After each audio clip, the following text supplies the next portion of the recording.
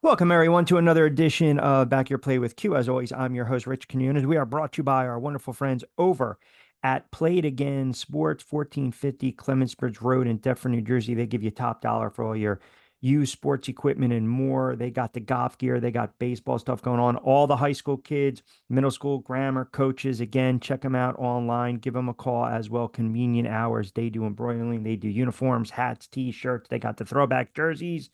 And of course, our segment with Play It Again Sports with our good friend, the prop, who's kind enough to join us on a week 4 in the NFL, where I'm wondering if he was sitting there getting ready to count the shekels prior to the field goal the other night so Dallas can cover the nut at 5.5.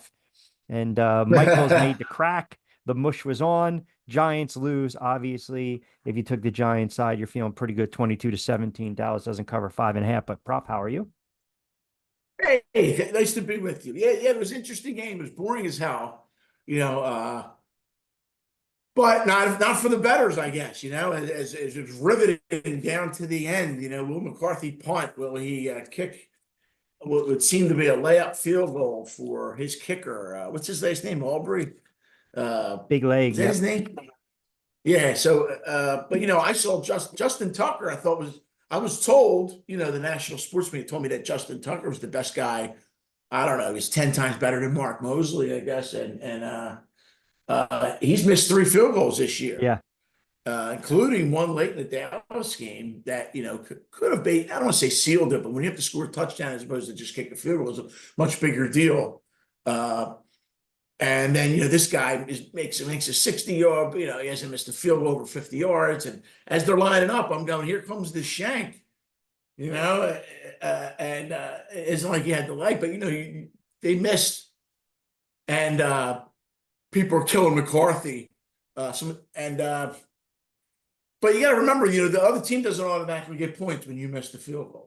No, So I didn't they have a don't. huge problem with him kicking it. And people are like, oh, well, you're giving if you pooch punt it, this is what was great with the narrative. If you pooch punt it, now you're forcing the Giants to go 80 yards for a touchdown. Well, number one, how do you know it's going to go? You just know you're going to kick it into the end zone on purpose instead of grabbing the 3 points. Or the attempt on the 3 points. Listen, a lot of these things, I don't have a problem necessarily with what McCarthy did, or even some of the criticism, but the assumptions of bad probability. Sure. It's like a lot of people don't weight these probabilities, and you saw it happen in the Eagles game last week, where the Eagles, the exact situation was, I believe, 3rd and 7 around midfield, or I think we were on their 49. And the good thing about Sirianni, I'm probably the only guy in the world besides like his relatives that like Sirianni right now. But I like that. The good part about Sirianni is he'll routinely take all 4 downs. I've said this before on your show. Mm-hmm. If he's 3rd and 6 or 3rd and 7, Running the ball. he's not against taking 5 yards, and it happens a lot. I actually have a chart for it. I'll share it at one point during the season of times where teams are 3rd and 8, 3rd and 9, 3rd and 6, depending, in the opponent's, 50 or between 30 and 50. Defenses will celebrate when they stop you. They almost set up camp where the first Well, down they're going to marker go for it is. on 4th down. You got one more play. But they still were not at the point yet where defensive coordinators will still respect that. They still play, listen, protect the first down. From the defensive standpoint, to say, let them make the decision. Where Sirianni has already been proactive, and Andy Reid is too. Of course, he's got Mahomes, but sometimes he'll say, you know what? I'm glad you gave us that couple extra yards. In other words, they're not going to go all out to stop you to save 3 yards when the first down marker is 7. So they're, in a sense, they're handing you a few free yards, forcing you to make that 4th down decision. And if you're 4th and 2, now at the 45, Sirianni is going to go for it there. But in other words, he used 7 yards, so too many coaches run their 3rd down play and then make the decision on 4th down. Okay, now what do we do? It's a lot of guys. We saw it in a big spot a couple of years ago with Matt LaFleur in Green Bay, Tampa, where they were very reactive. So okay, now we're 4th and 4. What should we do? They all kind of like look at each other. Okay, yeah, let's go. No, if you know you're going to use 4 downs, you have an advantage. And I think Sirianni actually, I don't want to say he got gun shy, but he didn't make a good call 3rd and 7. It was an incomplete pass. Now you're 4th and 7, and he decides to punt. Probably still should have went for it instead of punting. And then one of the bad things that can happen when you punt is it can get blocked. Sure. We've seen it. It's never, I had somebody, a cynic, a guy playing devil's advocate. He said, oh, well, how many times do you get blocked? I said, well, it's not 0. You know what I mean? Like, it's just, you're not counting on that, but you also coffin corner kick is not 100%. What's most likely to happen when you punt the ball? Well, huge percentage of time, even if your punter's Ray Guy mixed in with Dave Jennings, you're most likely going to end up in the end zone. You got to get a touchback. 30 yards. So if you make that assumption, you say, okay, what's my option here? Should I punt or kick a field goal, or attempt a field goal, or am I going to is that net 30 yards that much important to me? I would say a lot of times that it's not. No. Apparently, Eagles fans, I've been tweeting this out all week. I don't know if you followed my tweet on Dan Campbell, that now it's not only a choice for you to make that might be optimal in the game, or maybe it's borderline. But now if you take the riskier or the perceived riskier choice, you're going to get so much backlash now. And then Dan Campbell, the story from ESPN and the Detroit, one of the Detroit newspapers, they just released it, is when somebody doxed Dan Campbell. They released his address, his home address. I saw that. The high school kid, one a friend of the daughter. People going to his house, and then they were sending. Then they pranked him the last 4 months after that. People sending contractors to his house, like all kinds of crazy shit in the mail. That had to do with him not kicking the field. So now, all week, I've been tweeting it, sending stuff out to my meager followers. Hopefully they retweet it, because I thought it's so absurd to now, not only do you have to consider, well, is this the most optimal choice in this game? They have to say, well, are the fans going to egg my house? Right. What are the ramifications? You know what? Maybe it's not worth it. Maybe it's an easy way to lose close and blame the kicker. Or blame other people. I call it I used to call it the Mike McCarthy rule, but really it's the Marty Schottenheimer thing.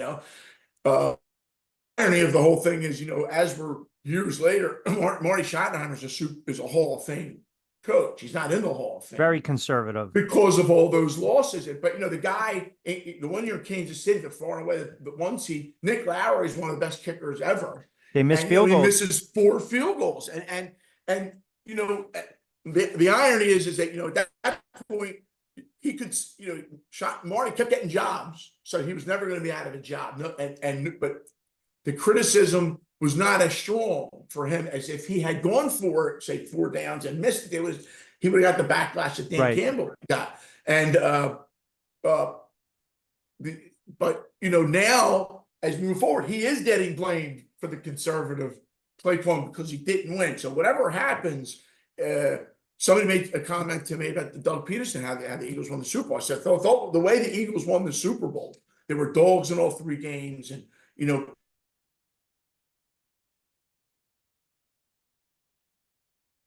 Peterson saying we need points, on 4th down, and that's kind of how they played all year. And I thought that would end this conversation. I thought that they would say, you know what, these guys won the Super Bowl with a backup. And risky play. Nope. How it's looked at is, well, they had to do that. Not that it was the optimum play. Oh, they had to score the most points to present the backup. Well, if you're going to use that rationale, who cares if you have the Giants quarterback, if you have a rookie, or if you have Mahomes? Because now I get, well, look what Reed does, or look what Baltimore does when they have they have Lamar, and they have, well, which one is it?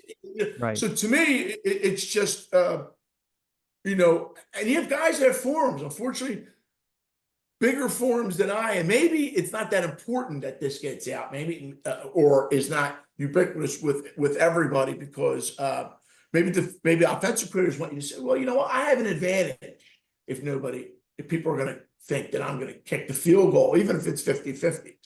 But I listen to a lot of national shows. Stuff pops up because you listen to radio, whatever, and I just can't believe the ex-players how risk averse they were. When I know when they played, they weren't. Right. And the assumptions also that these decisions aren't made with the GM and the front office not being involved in it. You think the GMs of the Lions, of the Eagles, Howie Roseman, these guys, you think they pay an analytics team to sit around and not do anything? If you don't, Brendan Staley got killed last year. I couldn't understand why. Like, Brandon Staley doesn't get that job unless he was willing to do that. This was from the GM, their analytics guy. They hired a couple guys. They pillaged a few guys from the Colts staff and around the league to help build their team. When you come in for the interview, they're asking you these questions. And I know this for a fact, that if you're Dirk Coder or one of these old-time guys, you're not getting that job. Right. Well, give me the scenario, blah, blah, blah. Are you kicking a field goal? And maybe, who's my kicker? What's the downside? I just can't, I'm blown away. I mean, I watched the Eagles game in 3 different bars at the Shore. I kind of bounced around, and I couldn't believe. I mean, every Eagles fan, I can't believe the toughest guys in the world, when you put them to the test, let's get more points. They're like little tiny babies. They're like, yeah, they're afraid. But that's really, I mean, the most risk averse. I had a waitress bringing me wings. She's going to take the points. no. I mean, perfect example, right? The other night, the Giants, your offense, your quarterback. I don't care if you sit there and saying he's got limitations the way you're drawing up plays. 3rd and 7, you're asking Wan'Dale Robinson to shed 2 tacklers, pass the sticks, or try to pick up a first down on a sideline. 4th and 3, you're going for it. Like you don't take the field goal there. You have you got 4th and 3. That's what you want, Richie. I mean, that I watched and I said, this is what you want here. 17-12. Now the idea of punch it in. Yeah, well, if you take the field, now people got on Atlanta, even though Kansas City got the gift. Well, you don't go for it there. I mean, and then they'll change the scenarios as if Kansas City play calling would not be different. Right, but nobody knows that. It's almost like if you kick the field goal there. If Atlanta kicks the field goal, they get the ball back. That's not what's going to happen necessarily. The play out is not going to happen. Correct. Exactly. Or stupid, you scored too early, which is the dumbest thing in the world. When you have an opportunity to score. That was the other thing. Were you in the bar I was at? Because there was a group of guys who can't score too early. After Dallas Goedert runs all the way, can't score too early. You know what's amazing? Do you have any idea the percentage, the percentages of a botched snap, a fumble by the running back, a pick off at the end? And I mean, it's just people they're worried about the Saints getting the ball back, and then they have to die inside, right? Because Carr showed you he can go right. Because Carr showed you in that game he can throw it. He was dinking and dunking all day. Come on, stop. I was trying to live bet Carr interception. I was like, what am I doing at this stupid bar? Should we live bet? And but a tweet. I might have sent it to you. I'm like, don't worry, Carr's going to do something dumb. Right. If I have to do this as weighted probability, I mean, the part of Carr doing something dumb is so much more weighted than him doing something good. It's just, but people, I can't believe the risk aversion. And people say to me who don't know who I am on, or what I do.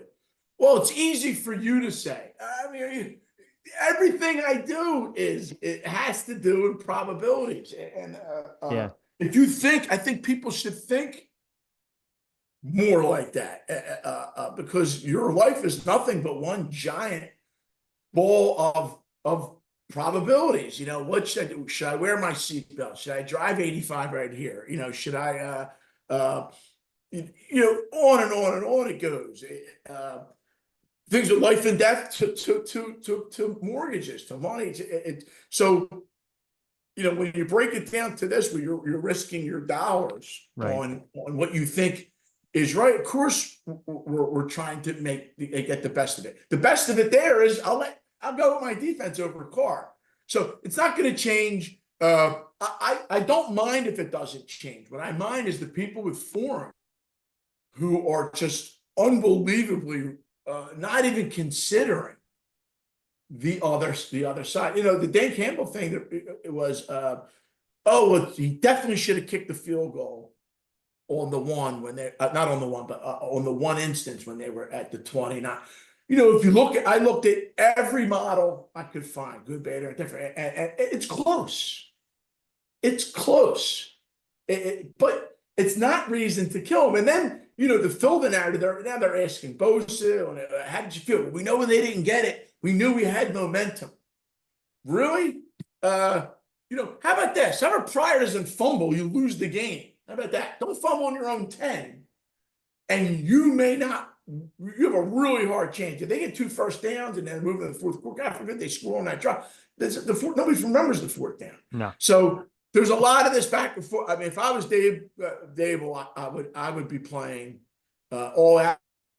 He was doing though. He wanted to play conservative early and then late, maybe go for it. Maybe that's not a terrible strategy, but losing close is still going to get him fired. It's good. Although now we'll jump right into the first game that I had, which is who I had. This is like a segue perfectly right into that, where everybody's saying that it's this guy's job's on the line, and I don't think it is. I know that Khan, the owner of the Jaguars, has a short leash. I get it that people are looking maybe to Belichick in the wings. I can't see if any. I really can't see Belichick. Jacksonville getting 6 on the road against the Texans. I played Jacksonville when it was 6.5. I don't advise buying over 7. I don't care about that. Actually, what's better, I think, if you search for a good money line, there was a few out there. Of course, early you could bounce around. I mean, most of the people that might take that advice, they're probably not going to take the money line. They're probably going to take the 6. I believe the 6 is still good. It's not as a dead number as it was years ago, but it's still a good number. I think I'm not in love with the Texans. I have I don't want to call it a fade, but I have a decent amount of unders with the Texans and against Stroud, just because I thought the numbers were a little too high across the board. I thought there was a decent give back for them not to make the playoffs. Not that I don't think Stroud's right. Take that step back. I think he is. I just think there's just a lot that can happen. I mean, guys go down on their offensive line.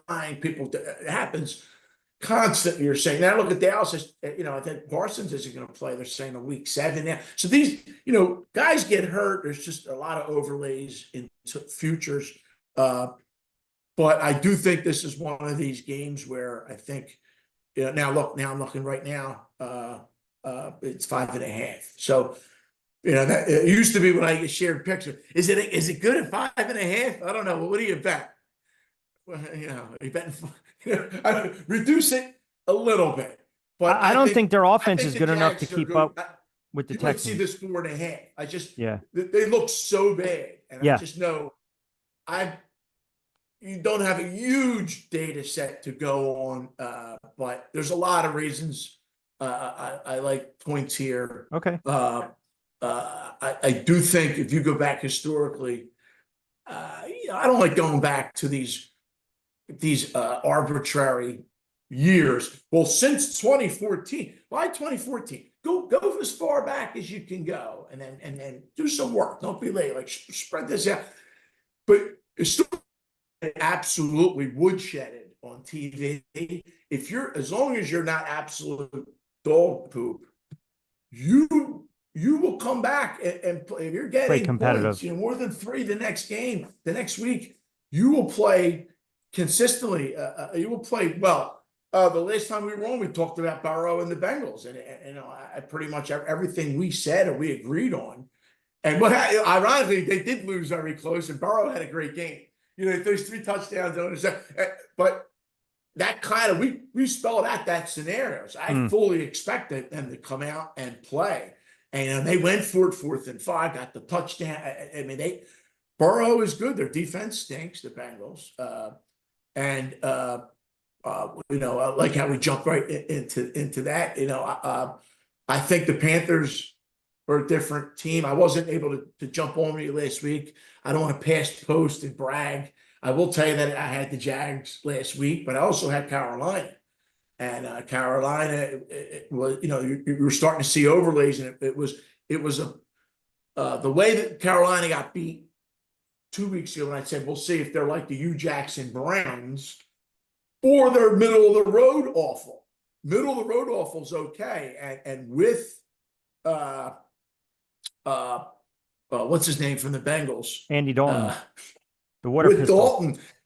Dalton. I felt that same offense, same weapons, and he put up points.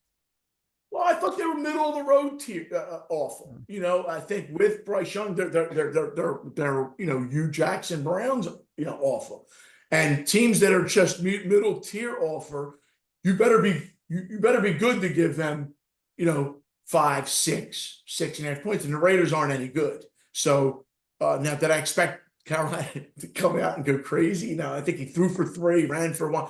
No, and I think maybe this might be a little bit, them getting only 4.5 at home. I could see the Bengals, this game going, crazy, and the Bengals still winning by a touchdown. I'm not playing the game. I'm just bringing that up because I want it to be up front that I did have Carolina in the woodshed 2 weeks ago, and I came right back with them. So it's not necessarily a strategy. I just think that the Jags can play well. They will play well. I think they're playing for. I don't think players play for coaches' jobs. I think they play for spots. I agree. Because I think the coach is there. There's nothing against him to start cutting guys. Like Bill O'Brien did fire sales before he rolled. Yeah. Who's they to play say for Peterson them. They play for them. You're sitting. And I think guys don't. They're on social media. Young guys, they hear their family. They hear the family. They don't want to be embarrassed. Right. And I'm also not. I'm not going to jump off of Lawrence either. I think, and people, again, ex-players drive me crazy. So you're going to see a lot of tweets the next 8, 9 weeks of me just killing ex-players. When guys get hurt, guys play through pain. Baker Mayfield did it. You saw what he could do when he's healthy. He was hurt. He gutted it out. You're not 100%. I mean, we're at an age. I mean, are you ever 100%? I mean, I'm not 100% if I'm trying to do almost anything. So now imagine, you're 29, 28, 30, but you get some of these nagging injuries. You can get past it if you're an edge rusher. Maybe you can't get past the high ankle sprain, but you get my point. You'll play your best. But Mayfield was hurt, and I think Hurts was hurt last year. I think Lawrence, something's a little bit off with him. Now it's up to the quarterback. If he shows up, we can't judge him on, well, he was hurt. You can't do that. But in reality, for what I do, I have to say, well, how hurt is he? Can he get a little bit healthier this week? I think, yeah. If you're in a blowout like that, maybe I think they should have sat him. Just pulled him then, just to say, listen, it was for concerns, whatever. Yeah. Being killed. But I think if he can get a little bit healthier, the Jags won't be that bad. Nobody's running away with anything. No one has run away. Now, if we'll jump right to the Chiefs. If the Chiefs win this week, they're going to start to separate themselves in the West, which is okay. If they get the top seed and you have a muddling of everybody in the middle. You also kind of, if you're the AFC, you kind of want to root for the Ravens. You want Buffalo to come back to the pack a little bit. If you're a team in the South, like the Jags, the Colts, the Texans, you kind of want everybody to come back. So if nobody's running away, people need to pump the gas a little bit on who's getting fired and who not. Jacksonville last year was 8-3. And they wound up firing Caldwell. No, I think they fired Caldwell the year before that. it doesn't matter. Like they were They 8-3, had winnable games injuries. though. Lawrence didn't play They well were late. winnable games. Yeah, They did make some changes, but my point being, so if you're 3-4, those teams, that can get turned around here. of So course. when we go leading into week 4, well, you have a lot, a lot after week 4. No teams made the playoffs, I think, except for uh, the little guys, Chargers back in '94. The guy runs what's his name? You remember his name. He ended up coaching Detroit, and when he went to Detroit, he's not going to make Sam Bobby Ross. Bobby Ross, Yeah, Ross was 0-4 at the Chargers, and they made the playoffs and they that made the year. play. In other words, it's very rare. So Yep. 0-4 is much different than 0-3. One Yeah, and three yeah, is much different. yeah. Uh, you're basically a quarter of the season in, and you still don't panic. But even with the expanded, the more teams get in, you don't panic yet. Maybe the new metric is after week 5, but I don't know. I think week 3 is a little up. Jacksonville goes in there and wins a game. If they won in there last year, they know that team. It's a divisional game. They could win they could win that game. You want to jump to the Chiefs? I mean, I played the Chiefs at 7 -10. It quickly went to 7.5. It was minus as high. I think it's 125, and I'm not even cheating by looking. I'll give a cheap, well, not cheap. I'll give a free plug to Unabated. If anybody's in Jersey wants to join, or really nationwide to join Unabated, it's a good site because for called Rec Plus splatters, or if you're just trying to get better, you're not a seasoned pro, and even if you are, because it gives you calculators and easy to understand articles if you're a little confused on certain things, and what book to pay attention to, things like that seem common knowledge, but they really ain't. You won't get from the mainstream media, but it does give you up to date odd prices and all. And when that came out, Kansas City was 7. A lot of that to do with Kansas City anyway, Sure. and the Chargers not being able to score, and of course, Herbert's, who I like to call him Justin Abear, Herbert's injury, high ankle sprains. Tough. If you ever had a high ankle sprain, I don't know how these guys do it. I mean, I had problems walking up steps. I guess if you do the Miyagi thing, I guess, Sure. and You then got to you get get. taped up and taped up, I man. don't know. I didn't think there was a real good reason for him to play. I got a feeling that he played against the Steelers last week because it was a conference game, which still are important. We spoke about this last year, and the game the Lions got absolutely massacred in You called that Baltimore. game. Yep. And I You were all called over it that because I've game. seen this kind of thing happen all the time. I said, you're not going to, as the seasons get longer, I'm not going to say teams take games off, but I will say there's games that are not as important as others. And Agree. if you're non-road games at a conference, out Yeah, yeah, at yeah. a conference, road games, if you're on a 2-game set and you won the first game. You're Now, I'm fine. not even doing it as Yeah. a trend. I'm just saying as reality. You and the look ahead is like a divisional. They're going to play that game, but they're not doing anything. They're going to go out and play their game, and what happens, and if they get, if you're really good, you can win those games. But Baltimore was a really good team, and they, that can pile and get away from you, and I've seen it happen. It happened. It happened to Detroit. And the good part is, if you're handicapping these games, is you don't necessarily play that game. You see how it plays out, and then that they really were preparing for that next game because it's just too hard. You'd Right. see it in the NBA years ago.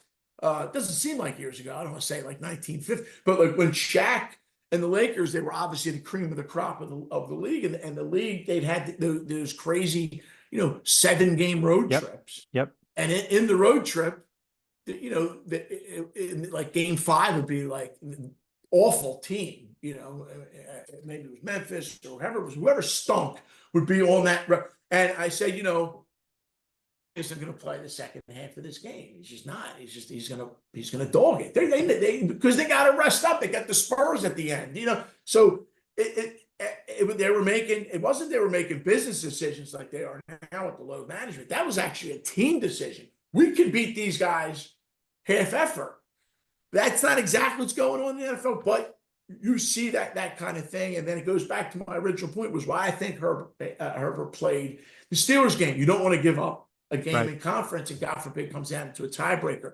But you best know that if that game was at Detroit or at Tampa, Herbert's not playing that game. He's not going to play the game. Now, how much can he play this week?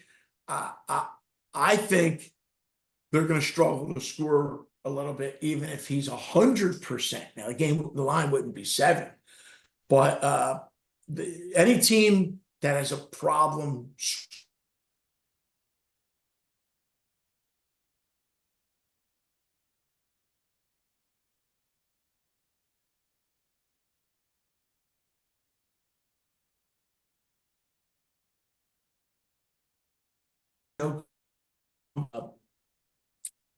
Are they going to be a scoring machine, come week 8?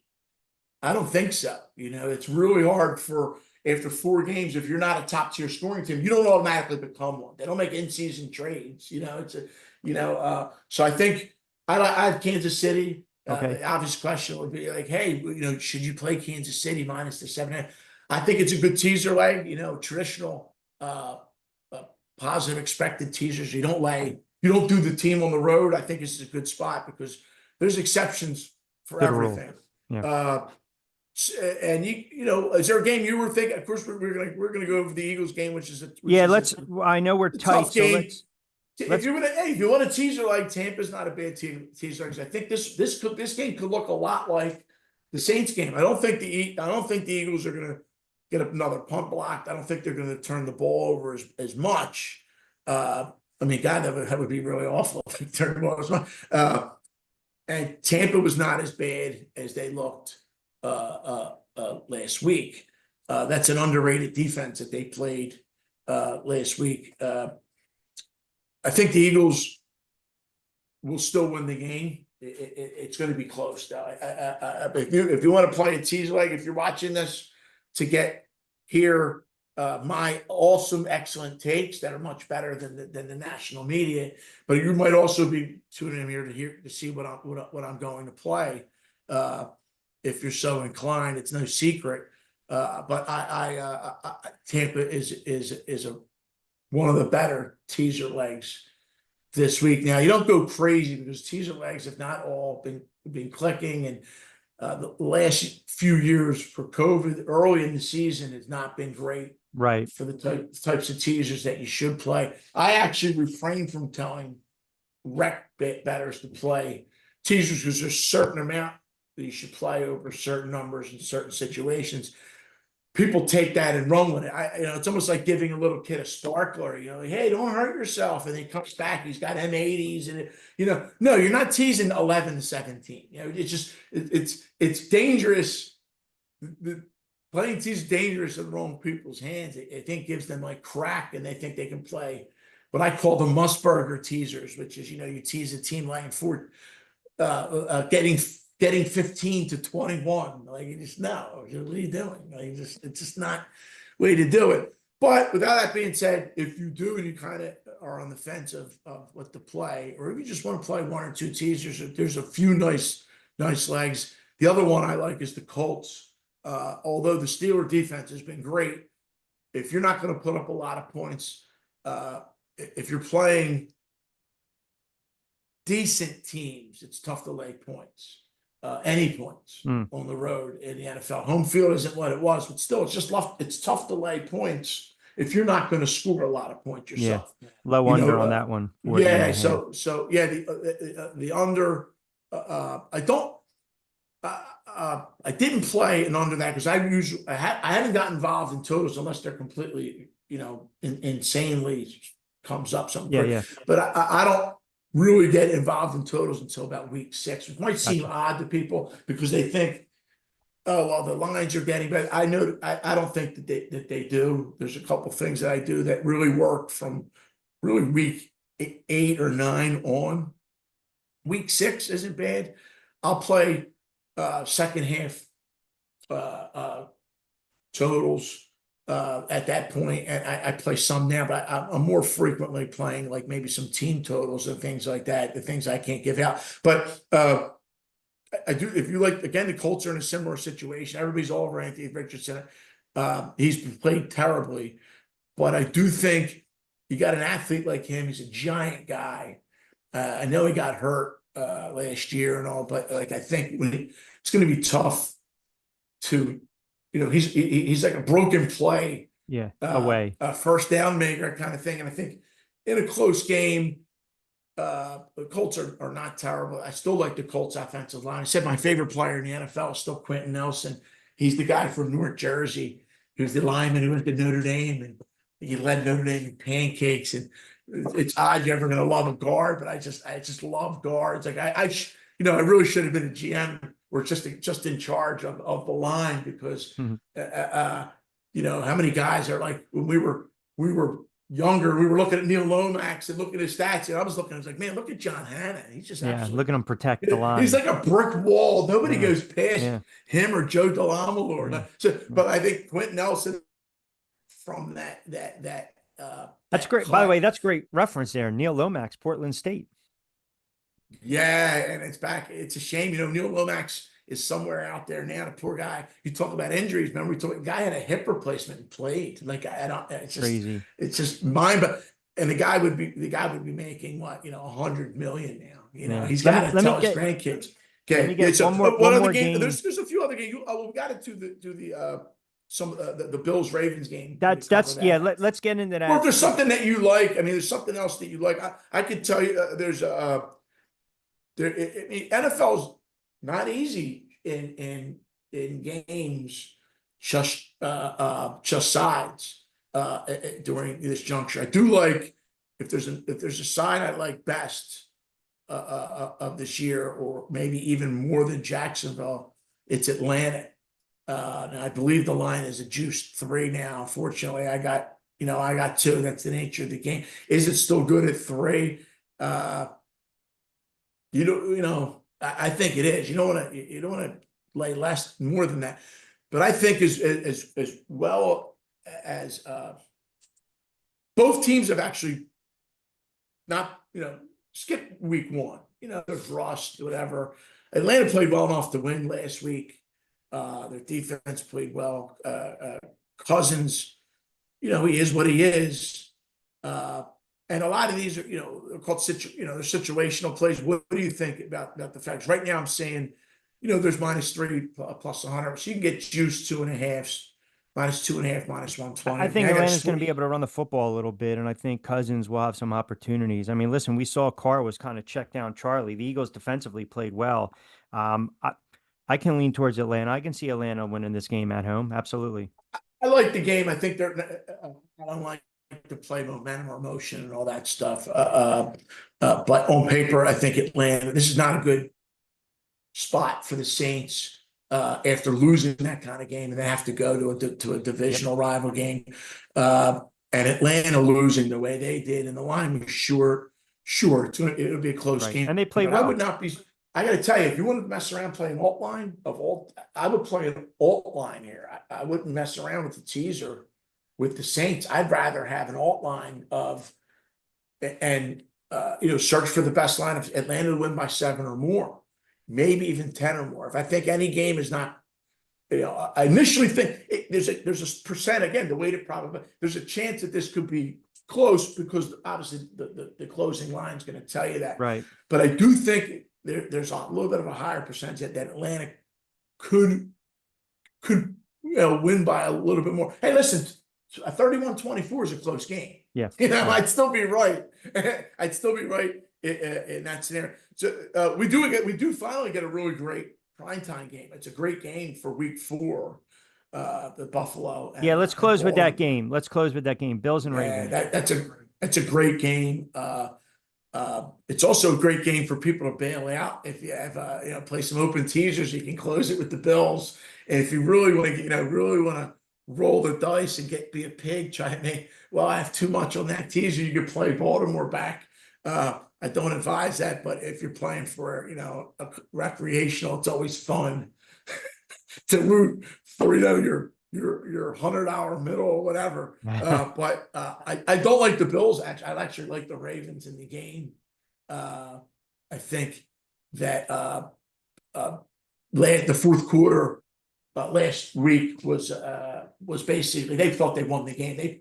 You got 230 yards rushing through three quarters. I mean, you can almost coast at that point, get a couple first downs. I'd actually, instead of turning off your team, I'd maybe pull Lamar and have the backup, try to score. Yeah, I don't know. You get up so big, and Dallas isn't a horrible team, but you saw what happened. A couple breaks go Dallas's way, and then Yep. they had a chance to tie it. It was almost a disaster. And it was also a disaster. Again, I don't want to pass post, but I had Baltimore money line. This thing I wanted to see is this 28-25. You already counted as a victory. You're already moving to 4 o'clock. But I think Baltimore will bounce back. I think they'll win this game. And I don't think it'll mean much. I think it'll mean good for the league. You don't want Buffalo to keep running out wins. But Buffalo is a really hard schedule. Remember, we spoke about this a few weeks ago. We compared Buffalo's schedule to the Eagles last year, where they had the stretch. It's just Brutal. murderer's row. Uh, they're going to lose some of these. I think if you compare it the way we talked about, I think we said, well, if they go to Seattle, remember they had that Seattle road game. I said they can go to Seattle, and after that murderer's row of Buffalo home at the Chiefs, all that Dallas, all those games, they San can be 3 and Francisco. 2. Yep. Yeah, San Francisco. They can be 3 and 2. It's not that bad, and that's kind of what they were on their way to that 10-1 before it fell back to the pack. I actually think if you think it was almost like a boxer taking body punches. That 10-1 was a false 10-1. It was like Cotto up big on Margarito. And Margarito yeah, won. It's like yeah. it was ahead, Plus the and it was loaded just like gloves, though. yeah, but it's like, yeah, you're ruining my analogy, but it was like, oh my God, he's ahead, but wow, I don't know. The Eagles kind of fell into that. It's like they Yeah. were 10-1, but oof, False sense of it's security. going to Yep. collapse, and then it kind of the end of that season in 40 plus years watching football, I've never seen anything like that. Maybe it was just a team that ran out of gas. Maybe it wasn't And Sirianni. and then They to just didn't basically have implode anything left. and no Actually, here's a show. better boxing analogy. Dale hit Trinidad. Yeah. He gets to the ninth, and he even admits it now. He goes, "Doesn't matter if I tried to engage. I had nothing Left. left. I just literally had hit the game. Maybe the Eagles hit that." So the point being is, the Bills go through this murderer's row of thing. Maybe it starts here with the law. Maybe they get a win. Maybe it goes. It's something to pay attention as they get out of it, and they start to play on the road against. Maybe I didn't look at the end of their schedule, but if they're in the schedule, maybe that's not such an easy game. Week 13 on the road against somebody laying 6, and maybe that's an opportunity to win. 2 Monday night games.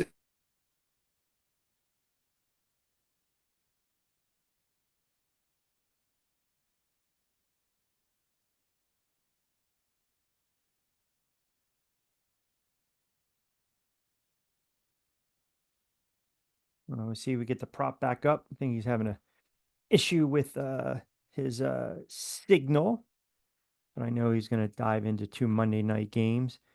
Titans and the Dolphins, Seattle and the Lions. We might have to tweet those out if we can't get a a signal from him. But want to remind everyone this edition of BYP from our good friends over at Play It Again Sports, 1450 Clements Bridge Road in Deptford, New Jersey. Check them out online. And we just lost a prop. We'll see if we can get him back up in a moment. But again, as I mentioned, we want you guys to give him a follow on social media. He does a really, really great job with these games. You got to give him a follow. Shine the prop at Professor Shine. So he's run through the gamut: Atlanta, the Colts, Chiefs, the Ravens. He was talking a little bit about, thinks that Trevor Lawrence is banged up, but he thinks there's going to be a better showing with Trevor Lawrence this weekend. But again, as I mentioned too, all of our picks from our good friends over at Play It Again Sports. Also, fresh roasted coffee. Don't forget in the affiliate links, Fresh Roasted Coffee, click on the link. And then, of course, if you do the promo code BYP20, you will save 20% off your first order. So, what we'll do is we'll wrap it up. I know we'll do a little more extended next week with Professor Shine. Always appreciate him jumping on board um, again of this edition. We'll see if we can get him in a second. Um,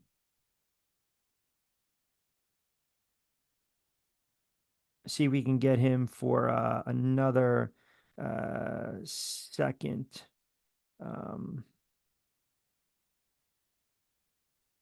if not, he actually gave me some of so I guess they're having some issues where he is. So Atlanta, the Colts, Chiefs, um, and the Rams. And we're gonna see if we can get him back on. Let me see.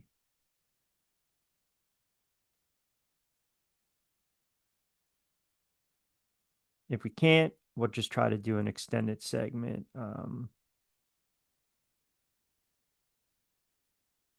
All right.